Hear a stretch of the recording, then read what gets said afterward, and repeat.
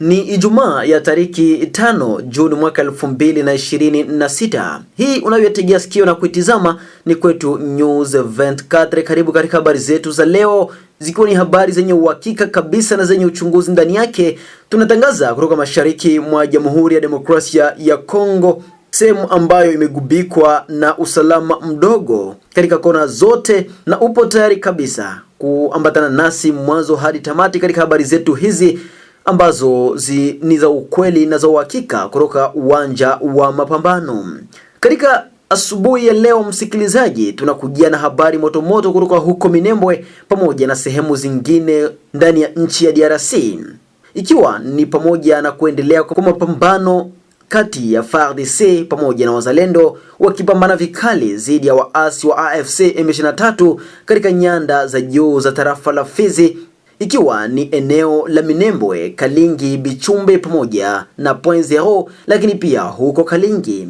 Kufuatana na mapambano makali yaliyoripotiwa siku ya Jumanne na siku ya Jumatano ya wiki hii, tunayo shirika la raia la tarafa la Fizi limeandika barua ili kuweza kuikumbusha serikali ya DRC kuwa ni jukumu lake kurejesha amani kwenye nyanda hizo za juu za tarafa la Fizi, ili raia wa eneo hizo waweze kujisikia kwamba wanaishi kwenye nchi ya amani na serikali yenye kujali raia wake, ili kuweza kukumbusha serikali kuwa mapambano bado ni makali sana licha ya mikataba mbalimbali inayoendelea kuifanya dhidi ya waasi wa AFC M23 na washirika wake, mkiwemo nchi ya Rwanda, katika nchi mbalimbali mkiwemo Qatar pamoja na Marekani. Wito huo wa mashirika za kiraia umekuja wakati ambapo mitihani ya kitaifa ya shule la msingi pamoja na kisekondari zikiendelea kuandaliwa ndani ya nchi ya Jamhuri ya Demokrasia ya Kongo, na ambako eneo ambazo zimekuwa chini ya usalama mdogo zikiendelea kukosa mitihani hiyo, ikiwa ni pamoja na Minembwe, Kalingi pamoja na maeneo mengine jimboni Kivu ya Kusini. Jacques Alimasi, kiongozi wa mashirika za kiraia ndani ya tarafa la Fizi, ameeleza kilichoandikwa kwenye barua hiyo iliyopelekwa kwa waziri wa ulinzi wa Jamhuri ya Demokrasia ya Kongo. Jacques Alimasi aliongea na Kwetu News 24 na kuweza kueleza jinsi mambo ilivyo huko Minembwe kwa sasa na kilichoko ndani ya barua hiyo. Ndio tumekwenda kuandika kibarua chetu ambacho tumeomba kwa serikali yetu ya Kongo, hata kwa zile shirika za kimataifa wala community international, pia hata kwa wakuu viongozi wadogo ambao wanaendelea kuongoza jiji la Baraka kama vile tarafa la Fizi, kwa sababu tumeona kwamba vita vikali vinaendelea kupambana huko nyanja za juu za tarafa la Fizi, hata hivyo hata tarafa la Mwenga, ni huko Minembwe, Mikenge, Madegu, Kalingi. Vijiji hivyo ni tangu mwanzo wa mwezi huu mapambano makali yanaendelea kuripotiwa kati ya wale wanamgambo wa M23 ambao wanaendelea kusaidiwa na Tuganeo pamoja na government yetu ya Kongo, wanaendelea kupambana mara kwa mara, na vita kama hivyo vinaendelea kuleta vinyume kwa raia, kwa sababu wengi kati ya raia wanaiama makazi yao na wanapoteza vitu vingi. Na wakati kama na huu ni wakati ambapo watoto wanaendelea kuandaa mitihani ile ya Tenasos na ENAFEP. Tuna uhofu kwamba mitihani hiyo inaweza ikapata vipengamizi vimoja na hata mitihani hiyo kutokufanyika, kwa sababu unakwenda kujua kwamba shule ni mojawapo ambayo inaenda kuleta muongozo kwa watoto hata kwa nchi. Na wakati ambapo mapambano yanaendelea kuripotiwa, tunauoga na hofu kwamba hiyo mitihani haitafanyika, na ndio kwa maana tumeomba kwa pande zote mbili kufanya jitihada ili kushitisha mapigano ambayo yanaendelea kuripotiwa huko nyanja za juu.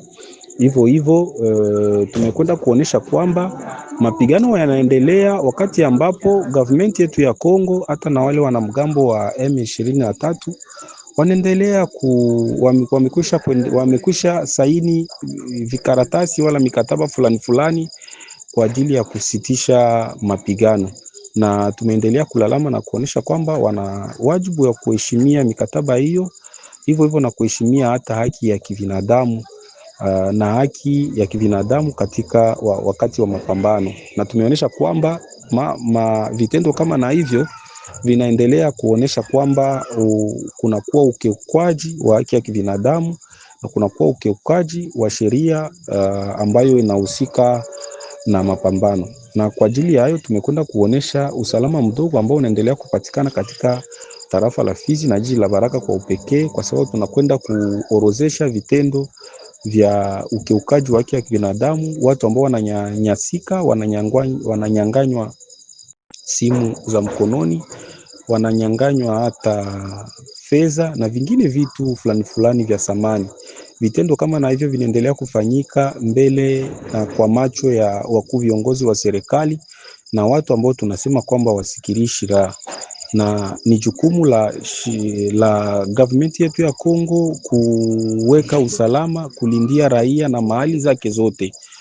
Na ndio kwa maana tumesema kwamba tumeomba ya kwanza kwa government yetu ya Kongo kurejesha usalama katika tarafa la Fizi na jiji la Baraka kwa ujumla, na kuonesha nguvu za serikali, kurejesha nguvu za serikali katika tarafa la Fizi na jiji la Baraka. Na tumeomba kwa communauté internationale kufanya jitihada ili ile mikataba yote ambayo wale wanamgambo wa M23 Twiganeo pamoja na government yetu ya Kongo ambao wamesaini ili kusitisha mapigano itekelezwe. Na tunajua kwamba ni MONUSCO ambayo inapaswa kuangalia utekelezaji wa mikataba kama na hiyo. Na tumeomba kwa sababu usalama mdogo unaendelea kuonekana katika tarafa la Fizi na jiji la Baraka, tumeomba kwa government yetu ya Kongo kuna kuwa vile vitengo ambavyo tunaita vya PDDRCS na RAD ambavyo vinaendelea kuangalia makundi ambayo yanashikilia silaha, wafanye gisi iwezekanavyo government yetu ya Kongo iwape uwezo na ujuzi ili waendelee kutumika kazi. Tukiwaza hilo inaweza ikaleta amani ya kudumu katika tarafa la Fizi na kuweka mwisho wa vitendo vya unyanyasaji wa haki ya kibinadamu ambavyo tunaendelea kuorozesha katika tarafa la Fizi. Na kushukuru sana ndugu mtangazaji. Naam, tujielekeze maeneo ya huko Beni, msikilizaji, makao makuu kwa muda ya jimbo la Kivu ya Kaskazini, ambako raia wa eneo hizo waendelea kuwa na uoga na wasiwasi mkubwa kufuatia kuzembea kwa serikali ya Jamhuri ya Demokrasia ya Kongo pamoja na hali mbaya za kibinadamu ambazo wanaendelea kutendewa raia wa eneo hizo kufuatia mashambulizi ya mara kwa mara ya majeshi ya ADF NALU, licha ya serikali kujidai kuwa inaimarisha ulinzi ndani ya eneo hilo. Kwa mujibu wa vyanzo vya habari zetu, raia wa eneo hizo wanaendelea kutuhumu serikali ya jimbo la Kivu ya Kaskazini kuhusu kushindwa kulinda raia hiyo ambao wanaendelea kupata tabu, kuishi kwa wasiwasi mkubwa kufuatia mauaji pamoja na unyanyasaji wa kibinadamu unaoendelea kufanyika na ADF NALU, yakiwa ni makundi ya kijihadi kutoka maeneo ya huko Uganda pamoja na makundi mengine ya kijeshi kutoka jimboni Kivu ya Kaskazini. Mmoja kati ya raia wa eneo za huko Beni akieleza yanayojiri huko Beni alipozungumza na Kwetu News 24. Okay papa, iko hivi. Mimi niko mtu wa Beni. Na kwa sasa niko tu Beni. Hapa Beni iko mu province ya Nord Kivu. Na njo kwenye kushamia guvernora ilishamia Beni. Na guvernere kama nisiwe bahati mzuri, kama bala mbaya, kama namuna gani, bahati guvernere wa Nord Kivu sai juu hapa njo kushakuwa guvernora ni munande mwenjetu, lakini sabotage yetu kunapata hapa ni nguvu sana. ADF isharudia make vale bamerudia automatikima sana. Leo tu kama mwezi wa 6 2026,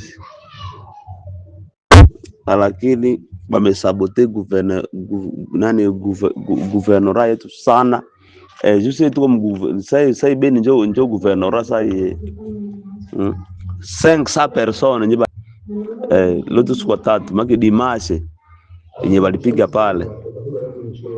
Mnauliza gouverneur ati yeye haiko charge na front, yuko charge na administration. Ukachunguza mzuri rute Kasindi Beni pale, baada ya rudia pale tena rute Kasindi nani Beni kwenda Bunia hadi imerudia pale. Sasa mage sirie nete okay, mage hakuna kitu, hakuna wakujibia, kila mtu kimya, basoda biko kimya. Pour votre information, commandement ya huku Eva Somo ndio gouverneur wa Nord Kivu wa huku, anasema yeye iko anajukibina administration. Mumzie habari za usaliti na makesi mbalimbali yanayoendelea dhidi ya wasaliti waliosaliti nchi ya Jamhuri ya Demokrasia ya Kongo pamoja na vikosi vya FARDC.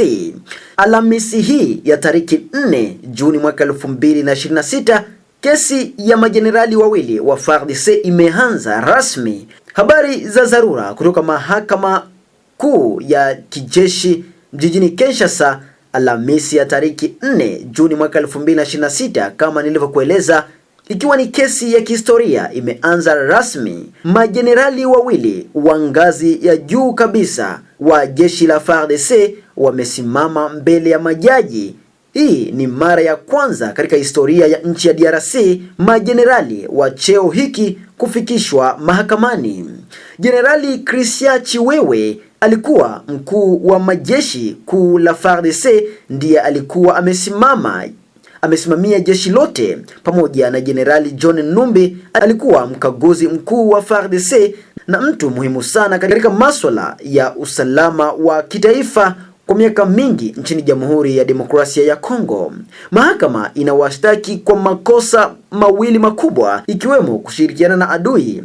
Inasemekana kuwa walikuwa na mahusiano ya moja kwa moja na viongozi wa AFC M23 pamoja na majeshi ya Rwanda. Kosa la pili ni kusaliti nchi. Vitendo vyao vimehatarisha usalama wa Jamhuri ya Demokrasia ya Kongo, hasa mashariki mwa Jamhuri ya Demokrasia ya Kongo, ikiwemo Kivu Kusini, Kivu Kaskazini pamoja na huko Ituri.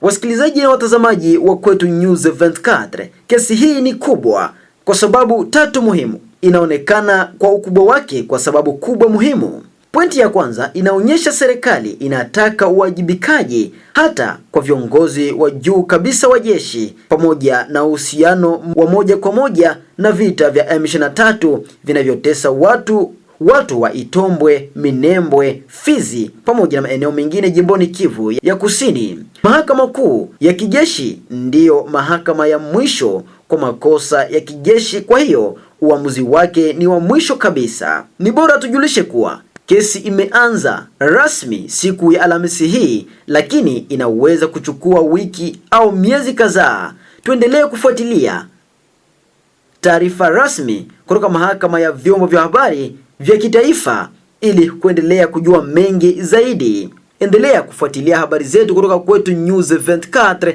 ili kupata mwendelezo wa kesi hizi za majenerali hao wawili, ikiwa ni kesi ya kihistoria, mkiwemo Jenerali Christian Chiwewe pamoja na Jenerali John Numbi. Kufikia hapo msikilizaji, mimi sina la ziada, ni kuombe uendelee kufuatilia Kwetu News 24 kwa mwendelezo wa habari zetu. Kwa heri kwa sasa.